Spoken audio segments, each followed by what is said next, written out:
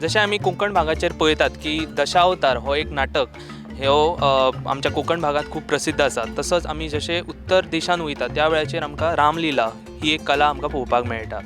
ह्या रामलिलेचेर एक डॉक्युमेंटरी सद्या इफ्फीक येयल्लेली आसा आनी त्या इफ्फीचे डायरेक्टर आमच्या वांगडा आयज, त्या फिल्माचे डायरेक्टर आयज आमच्या वांगडा आसा, Rajni Acharya sir. Sir, welcome to our show sir. I'm very happy that I'm going to talk to you, and all viewers will get lot of information about Indian culture and art. That is our नहीं अपना हिंदी में बात करता हूँ मैं. ठीक है sir, चलेगा. मुझे बड़ी खुशी होती है कि आपके माध्यम से मैं दर्शकों को कुछ बताना चाहता हूँ कि रामलीला हमने क्यों बनाई, कैसे बनाई, और ये राम जी की कृपा है तभी बन सकती है.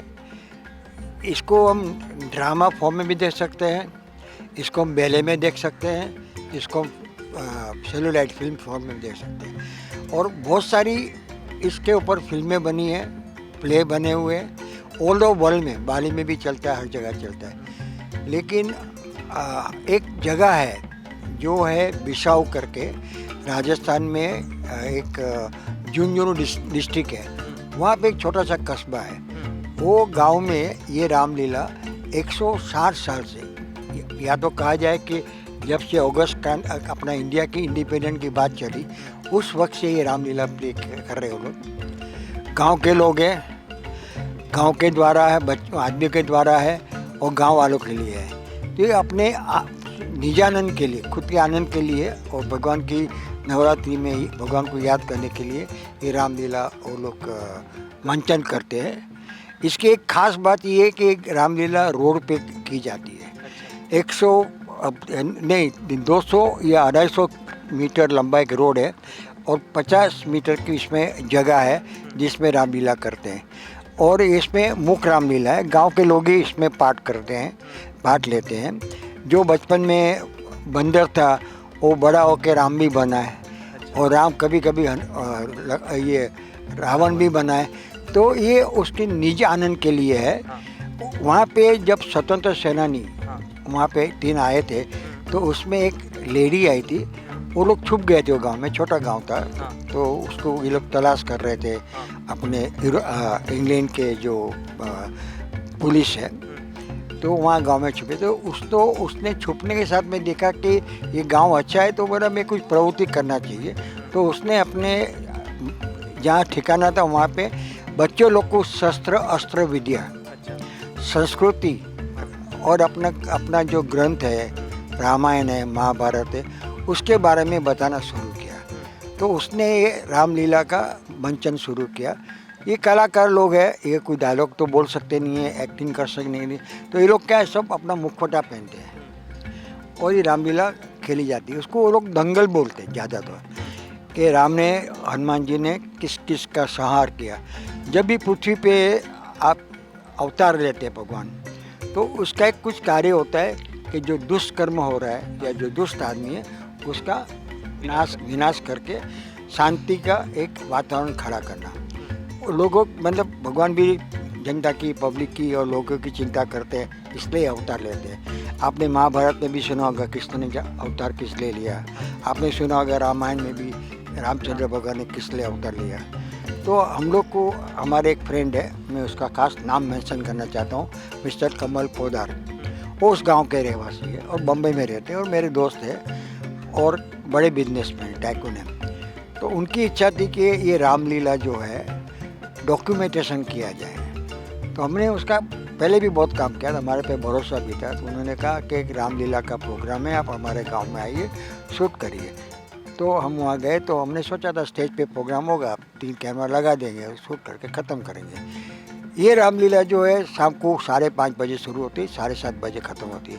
पहले ये बात होती थी शुरू 4:30 बजे और ख़त्म होती 6 बजे, बिकॉज उस ज़माने में लाइट और कुछ उजाला नहीं था. तो दिन के संध्या समय में ये रामलीला खेली जाती थी. अभी वही परंपरा चालू रखी है, लेकिन टाइमिंग चेंज हो गया है थोड़ा, बिकॉज अभी लाइट आ गई है. तो अभी शाम को 6:30-7 बजे से लेकर 9, 9:30 बजे तक ये रामलीला का मंचन होता है. वहाँ पे सिंबॉलिक अयोध्या बनाई गई है, वहाँ पे सिंबॉलिक अशोक वाटिका है, वहाँ पे सिंबॉलिक तुम्हारा रावण की लंका है, अयोध्या है. ऐसे अलग अलग वो लोग सिंबॉलिक स्टेज बनाए हुए छोटे छोटे, जैसे आप देखते हैं पीछे प्लेटफॉर्म, ऐसे प्लेटफॉर्म बनाए हुए, तो वहाँ पे मंचन होता है। फिर जब हमने देखा ये तो बड़ा डिफ़िकल्ट काम है, तो हमारे टीम को बढ़ा दिया। हम लोग 6 कैमरा और ड्रोन लेके ये पूरा शूट किया 15 दिन तक। हमारे पास कुछ 150-200 फुट का मटेरियल था, रॉ फुटेज। उसमें से हमने 3 घंटे का एक फर्स्ट कट बनाया। फिर हमारे जो बड़े ज्ञानी फ्रेंड है धनंजय व्यास, उनकी हेल्प लेके हमने प्रसंग के अनुरूप दोहा और छंद हमने सिलेक्ट किए। और हमने सोचा कि हमारी फिल्म में 1 घंटे की फिल्म होगी तो 25 के 30 मिनट दोहा छंद चलेंगे स्टोरी को आगे लेने के लिए, और 25-30 मिनट नरेशन चलेगा, जो कथाकार कथा करते हैं तो नरेशन चलेगा। तो उसकी वजह से क्या होता है कि 1 घंटे के पैकेज में आपको म्यूज़िक का भी अच्छा एक आनंद प्राप्त होता है। और म्यूज़िक के लिए हम लोग ने भाई सही कलाकार चुने। अनुराधा पौडवाल है, अनूप जलोटा है, वो गांव के एक सीमा विश्वास बड़ी सिंगर है राजस्थान की, बहुत बड़ा नाम है, उसकी भी रेट नहीं मिलती है। जसवीन मीर ने भी गाना गाया है, कुलदीप जी ने म्यूज़िक दिया है, मंजीत सिंह कोहली जो है उन्होंने नरेशन लिखा और लिरिक्स लिखे हैं। तो हमने पहले ये 3 घंटे की जो रामलीला थी उसके अनुरूप हमने 1 घंटे का प्लानिंग किया, म्यूज़िक कैसे करना, नरेशन कैसे करना। फिर हमने पूरा रिकॉर्ड किया, और रिकॉर्डिंग करने के बाद हमने एडिटर को बोला कि आप 1 घंटे की फिल्म बनाओ। हमारा ये इंसिडेंट है, राम का जन्म हुआ, वनवास हुआ, सबरी का बात हुई, अहल्या की बात हुई, इसका मोक्ष हुआ, इसका जो दुष्ट आत्मा थे उसका जो राम जी ने हत्या की, वो सब अच्छे अच्छे जो प्रसंग हमने किए। रामलीला बिसाव में 15 दिन चलती है। नॉर्मली रामलीला हर जगह दशहरा को रावण का पुतला जलाते हैं और रामलीला ख़त्म हो जाती है। इस केस में 15 दिन चलती है, जब राम वापस अयोध्या आते वहाँ तक की स्टोरी है। वहीं के कलाकार है तो हम उसको बोल नहीं सकते कि आप एक्टिंग करो, तो जो हो रहा है हमारे सामने दंगल, उसको हमें कैप्चर करना है। तो हमने हर कैमरामैन को बोल दिया तुम खुद डायरेक्टर हो, एक एक कैरेक्टर को पकड़ के एक एक सीक्वेंस पकड़ो। तो हिसाब से और ड्रोन वाले को भी बता दिया ये सीक्वेंस ऐसे हमें लेना है। तो राम जी की कृपा है आज हम फिल्म बना पाए हैं। इसको हम बोलते हैं म्यूजिकल एपिक ऑफ भारत, ये हमारा टैगलाइन है। ये ताइवान, यूएसए एंड भारत का को प्रोडक्शन है। और इसमें जो हम बताना चाहते हैं, 1 घंटे में पूरी रामायण बताना चाहते हैं, और हम लोग ने कोशिश की है। हम ये नहीं कहते कि हम सक्सेसफुल है, ये राम जी की कृपा है, राम की माया है, वो जो करके दिया हमको जो मौका मिला हमने किया। सबसे पहले तो हमारे कमल पोदार जी बड़े खुश हुए हमारा काम देख के। तो अभी हम चाहते कि ये चीज़ एक जगह पड़ी रहे, उसका कोई मीनिंग नहीं है, तो इसको हम चाहते कि दुनिया भर में इसके रामायण, इंडिया का कल्चर, आर्ट को हम फैलावे। तो उस दृष्टि से हम अभी इसको मार्केटिंग या तो फेस्टिवल में इसको एंट्री दे रहे हैं। बहुत से फेस्टिवल में हमको इनविटेशन मिला है, तो हमें लगता है कि हमको बहुत सारे फेस्टिवल में इसका मौका मिलेगा लोगों को दिखाने का। और दूसरी बात ये कि अयोध्या में जो मंदिर बनता है वहाँ पे हमें एक जगह मिल रही है, मतलब ऑडिटोरियम टाइप जगह मिल रही है। वहाँ पे हम ये रामलीला जो है उसका स्क्रीनिंग होगा। We are trying to dub अलग अलग लैंग्वेज में, नरेशन डब करेंगे, दोहा छंद तो डब करने की जरूरत ही नहीं है, वो तो एज इट इज़ रहेंगे। तो इंडिया की अगर 10-12 लैंग्वेज में करते हैं तो वहाँ पे लाखों लोग वहाँ रोज़ आने वाले दर्शन करने। तो हर एक ग्रुप आके बोलेगा हमें गुजराती में देखना है, हमें मराठी में देखना है, हमको कोंकणी में देखना है, या हमको इंग्लिश में देखना है, फ्रेंच में देखना है। तो वो अपना स्लॉट बुक करेंगे और वो 1 घंटे का फिल्म दिखाई जाएंगी। और जितने मास्क जो हमने यूज़ किए है, जो प्रॉपर्टी यूज़ की है, उसका भी हम वहाँ डिस्प्ले लगाएंगे। तो ये एक बात है। बाकी तो रिकॉर्ड करना, वर्ल्ड रिकॉर्ड करना हम कोशिश कर रहे हैं, मौका है, बहुत मौका है, because it is unique product. तो राम जी की कृपा होगी और आप दर्शक का आशीर्वाद होगा, और आपने जो हमारा इंटरव्यू लिया, आपकी शुभकामना होगी, तो हमें लगता है कि हम ज़रूर सक्सेसफुल होंगे। सर, आपकी जो फिल्म की जो ट्रेलर है वो टाइम्स स्क्वायर में दिखाई गई थी, उसके बारे में थोड़ा बताइए। ऐसा था कि हमारा रामलीला का जो फर्स्ट शो था वो हमने दशहरा के दिन अपना बिसाव में रखा था। अच्छा। तो मेरे ख्याल से मेरी लाइफ की पहली फिल्म है जो मैंने 1 साल में पूरी की है। अदरवाइज डॉक्यूमेंट्री बहुत टाइम लगता है। हमने मोहम्मद रफ़ी की डॉक्यूमेंट्री बनाई तो उसमें हमको 3 साल लग गए, क्योंकि बड़े बड़े कलाकारों का इंटरव्यू करना था, पाकिस्तान में शूट करना था, दिल्ली में शूट किया, तो एक अलग ही थिंग है। लेकिन ये हमने 1 साल में पूरी की। तो हमने शूट किया नवरात्रि में और स्क्रीनिंग किया दशहरा के दिन। तो वो मौके को ज़रा यादगार करने के लिए हम लोग ने टाइम स्क्वायर पे हमारा एक ट्रेलर लॉन्च किया है। टाइम स्क्वायर अमेरिका न्यूयॉर्क में है और वहाँ के लोगों ने तालियां बजाई, पसंद आया। सर आपकी जो यूजुअल आइडेंटिटी है उससे आपको नाम मिला है, आपसे सम्मानित किया है वो लाइफोग्राफर। आप बहुत सारे डॉक्यूमेंट्रीज अलग अलग जो पर्सनैलिटीज़ रहते हैं उनके ऊपर आपने की है। महेंद्र कपूर या फिर आपने बताया कि मोहम्मद रफ़ी, इनके बारे में आपने बताया। जब डॉक्यूमेंट्रीज़ हम देखते हैं उनको डॉक्यूमेंटेशन के लिए बहुत समय लगता है, आपने उसको कैसे चैलेंजेस एक्सेप्ट किए सर?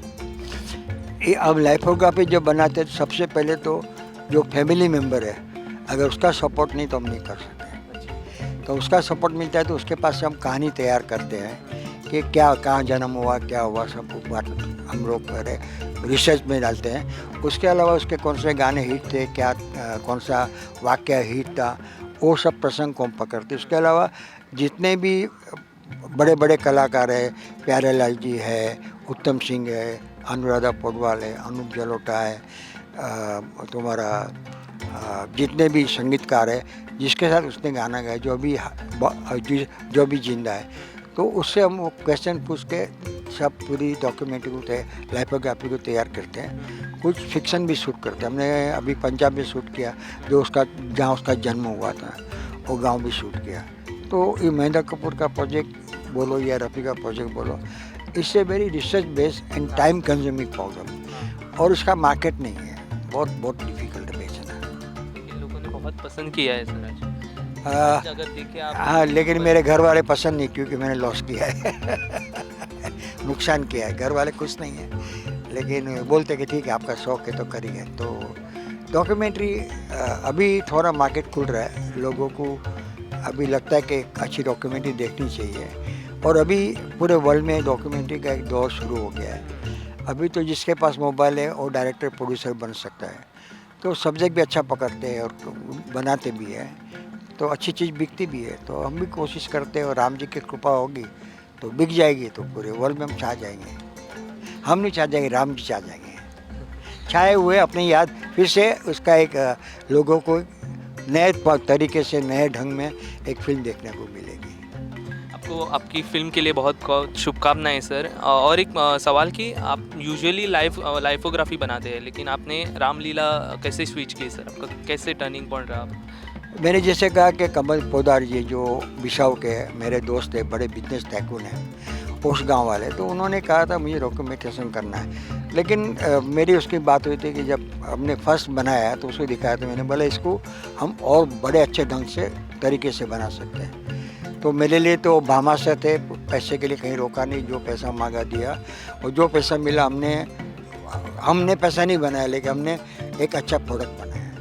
सब पैसा प्रोडक्ट में गया हुआ है, और जब फाइनल प्रोडक्ट दिखाया तो बड़े खुश हुए। और मुझे लगता है राम जी की कृपा आ गई तो हम इसमें हमको अच्छी एक नामना मिलेगी। मैंने आई वर्क विद रामायण सागर, जब रामायण टीवी सीरियल शुरू हुई थी उसके साथ शुरू काम किया था, तो आई वॉज वेरी फॉर्चुनेट। मैं बहुत करीब था फैमिली से, तो बहुत सी चीज़ सुनने को मिली, जानने को मिली, बहुत सी चीज़ का हमें अनुभव हुआ। तो जो मैंने पाया उसका ये निचोड़ है रामलीला। रामायण से कुछ पाया और रामलीला में मैंने अपनी तरफ से जोड़ा है। सर आपकी फ़िल्म के लिए बहुत बहुत शुभकामनाएं। लोगों को बहुत अच्छी लगे, और राम जी की आप पर हमेशा कृपा बनाए, राम जी अपनी कृपा आप पर हमेशा बनाए रखे, ऐसा मांगता हूँ और यहाँ पर ही ख़त्म करता हूँ। थैंक यू सर, आप आए और हमें इंटरव्यू दिया। Thank you sir. जय राम जी की। जय राम जी की।